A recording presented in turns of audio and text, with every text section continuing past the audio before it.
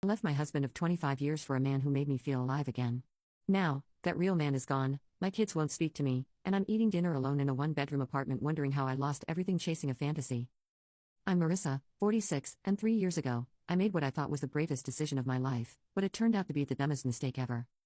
Jonathan and I met in our 20s at a company picnic. He worked in accounting, I was in customer relations back then. He was this confident guy with big dreams who made me laugh until my stomach hurt. We got married after dating for 2 years, had our first baby a year later, and before I knew it, we had 3 kids and a mortgage in the suburbs. But somewhere along the way, Jonathan changed, or maybe I just started seeing him differently. After 25 years of the same routine, him coming home, eating dinner, watching TV, then going to bed, I felt like I was suffocating. He stopped noticing me years ago. I'd get a new haircut, and he wouldn't even look up from his phone. I'd buy a new outfit, and he'd just ask how much it cost. Meanwhile, all my friends were posting about date nights and surprise gifts from their husbands. Not that Jonathan was a bad guy, he paid the bills, never cheated, and showed up for the kids' events. But is that really all marriage is supposed to be? I started dreading coming home after work. Our house felt like a museum of a life I didn't choose anymore. All those family photos on the wall started to feel like they were mocking me, like they were showing some other woman's life, not mine. The kids were grown. Tyler was 28 and living in Seattle, Emma was 26 and engaged, and Zach was 23 and finishing college. They didn't need me hovering around anymore. And Jonathan and I barely talked about anything real. It was all just logistics: who's picking up groceries? Did you pay the electric bill? The roof needs fixing. That's when I met Ryan at work. He transferred to our department from the main office, and right away, there was this energy between us. He'd stop by my desk to ask questions he definitely knew the answers to. He'd bring me coffee without asking and remember exactly how I liked it. We started eating lunch together, and for the first time in forever, someone was actually listening to me. Ryan would look me in the eyes when I talked, not glance at his watch or phone like Jonathan always did. I told myself we were just friends, but deep down, I knew it was more. Ryan made me feel alive again, like I was desirable, interesting, worth paying attention to. He'd text me sweet messages during the day, asking how my meeting went or sending me a funny meme that reminded him of something I'd said. When was the last time Jonathan had done anything like that? I honestly couldn't remember. I started making more effort with my appearance, buying new clothes, getting my hair done regularly, even losing those stubborn 15 pounds I'd been complaining about for years. Jonathan barely noticed, just commented once that the credit card bill was higher than usual. But Ryan noticed everything. He'd compliment my earrings or say my hair looked pretty when I wore it down. Simple things that shouldn't have meant so much, but did, because I was so starved for that kind of attention. I started making excuses to work late just so Ryan and I could talk without coworkers around.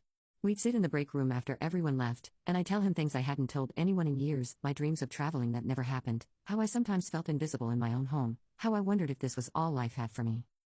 He'd share too, his failed marriage, his hopes of starting over, how he'd never met someone he connected with like me. The first time he kissed me was after a company happy hour.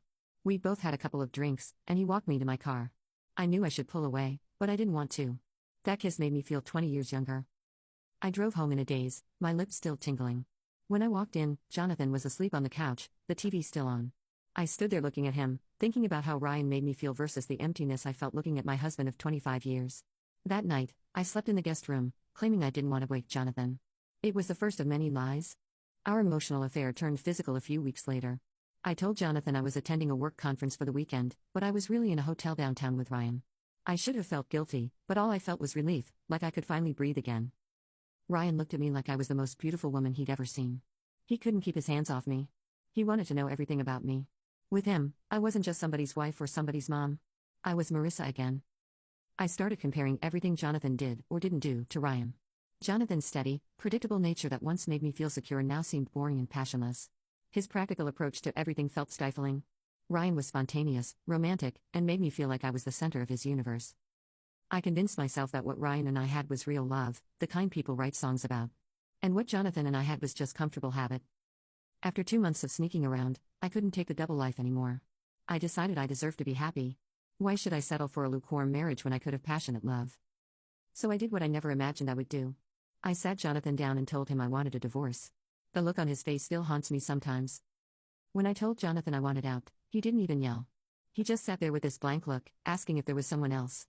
I tried to be gentle about it, but I told him yes, I'd met someone who made me feel things I hadn't felt in years.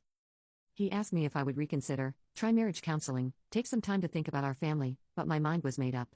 I told him I wasn't in love with him anymore and hadn't been for a long time. That part wasn't completely true. I just needed to say something that would make it easier to leave. Things got ugly after a weekend when I disappeared from Friday to Sunday with Ryan. I deserved that little getaway after all the stress. But when I came home to pack more clothes, Jonathan completely lost it. He told me not to come back, that I could get my things another time, but the house wasn't my home anymore. I was shocked. After 25 years together, he was just throwing me out? But honestly, it made things easier. I moved in with Ryan that same day. I tried to keep things civil for the divorce. I wanted it done quickly so Ryan and I could start our new life together. So I agreed to pretty much everything Jonathan wanted. He kept the house, his entire pension, and most of his 401k. My friends told me I was being stupid, that I deserved half of everything after 25 years. But I didn't care about money then. Ryan made good money, and we were in love. Material things seemed so unimportant compared to finally being happy.